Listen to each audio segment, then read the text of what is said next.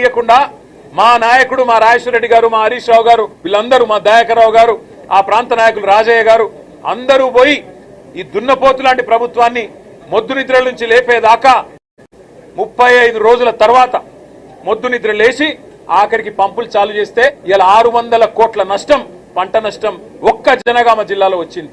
అందుకే అంటున్నాం, మేము ఇది కాలం తెచ్చిన కరువు కాదు, కాంగ్రెస్ ప్రభుత్వం తెచ్చిన కరువు, రేవంత్ రెడ్డి యొక్క తెలివి తక్కువతనం తెచ్చిన కరువు, రేవంత్ రెడ్డికి కేసీఆర్ గారి మీద ఉన్న గుడ్డి ద్వేషం తెచ్చిన కరువు తప్ప ఇంకోటి కానే కాదు. అటు గోదావరిలో ఇటు కృష్ణలో రెండు వైపులా కూడా ఇవాళ రాష్ట్ర వ్యాప్తంగా పంటలు ఎండుతున్నాయంటే ఖచ్చితంగా దానికి కారణం ముందు చూపు లేని ఈ సన్నాసి ప్రభుత్వం, ముందు చూపు లేని మూర్ఖపు ప్రభుత్వం అని చెప్పక తప్పదు.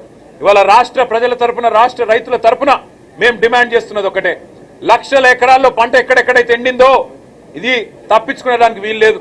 మొన్న హరీష్ రావు గారు వివరంగా చెప్పినారు, ఎండల వల్ల పంట ఎండిందని ముఖ్యమంత్రి అంటాడు, బోర్ల కింద ఎండిపోతే మాకు బాధ్యత లేదని బాధ్యత రాహిత్యంతో ఇరిగేషన్ మంత్రి మాట్లాడతాడు.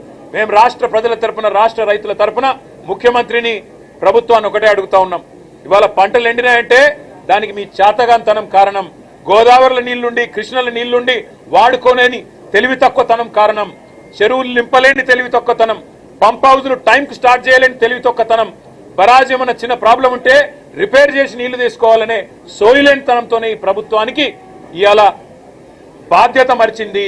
అందుకే మేము రాష్ట్ర ప్రజల తరపున అడుగుతా ఉన్నాం, ఎక్కడెక్కడైతే పంట ఎండిపోయిందో ఎకరానికి 25,000 రూపాయల చొప్పున వెంటనే ఈ బడ్జెట్ లో డబ్బులు కేటాయించి నష్టపరిహారం రాష్ట్ర ప్రభుత్వమే చెల్లించాలి. రాష్ట్రంలో లక్షలాది ఎకరాల్లో పంట ఏదైతే ఎండుతుందో దానికి ఖచ్చితంగా ఈ ప్రభుత్వం రైతులకు క్షమాపణ చెప్పాలి. ఇలా భూగర్భ జలాలు అడుగంటున్నాయంటే ఖచ్చితంగా దానికి కారణం ఈ ప్రభుత్వమే. చెరువులు నింపకపోవడం, ఇష్టం వచ్చినట్టు చెక్ డ్యాములు నింపకపోవడం, ఇష్టం వచ్చినట్టు ఇసుక తోడుకోవడానికి, కేవలం ఇసుకతో దోపిడీ కాంగ్రెస్ నాయకుల జేబులు నింపడానికి మీరు చేసిన నిర్వాహకం అనే కారణం ఇవాళ గుర్తుపెట్టుకోవాలని కోరుతూ, రాష్ట్ర రైతాంగానికి కేసీఆర్ గారు ఉన్నారు, బీఆర్ఎస్ ఉన్నది, మేము భరోసాను ఇస్తూనే ఉంటాం, మీ తరఫున కొట్లాడుతూనే ఉంటాం.